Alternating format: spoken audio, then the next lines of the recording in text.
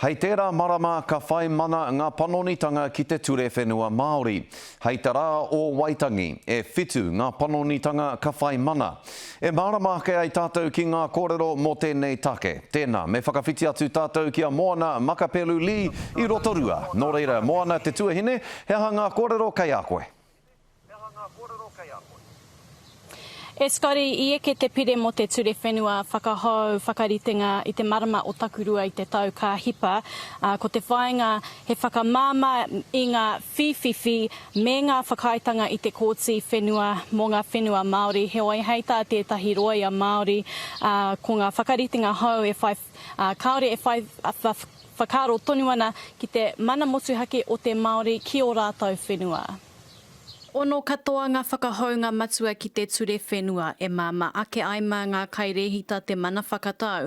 Kaua noiho mā te kōti. Kei te tautuku au i etahi āhuatanga o te ture e hou, e tika ana kia tū etahi kaitaka wainga, hei āpina i ngā tanga te tautohe ana. I think overall, the changes are positive for whānau.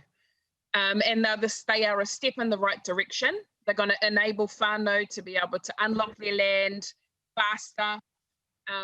If these tikanga-based mediators do a great job, it'll mean that a lot of the challenges and mamae around whenua Māori solved, or at least on a pathway to be solved. Hei tā ngā whakahaunga mā te kairehita te mana whakatau mō ngā tono whenua me ngā tono wero kore.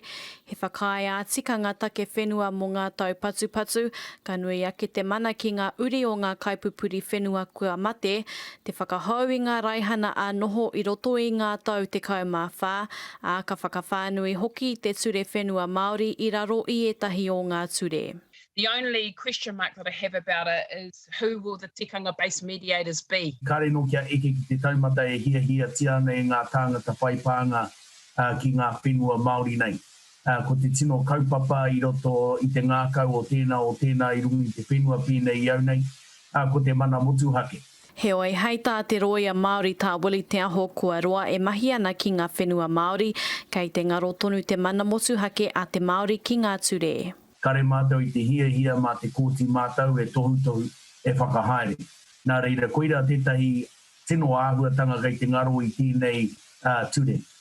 Tuatu i tērā ko te hia kia tuakana tēnei ture i etahi atu ture pāna ki te kaunihera arohe, e pāna ki te ngā rori ara NZTA waka kotahi, e pāna ki ngā wāhi tapu, motuhake, o tēnā whānau, o tēnā hapu, o tēnā iwi. But I do see some challenges around what impact will that have once these new entities have been formed on rates owing on land. So my hope is that if the Māori rating bill gets through, that's also going to be really positive for whānau. Hei te ono o hui tānguru eke ai ngā whakahaunga.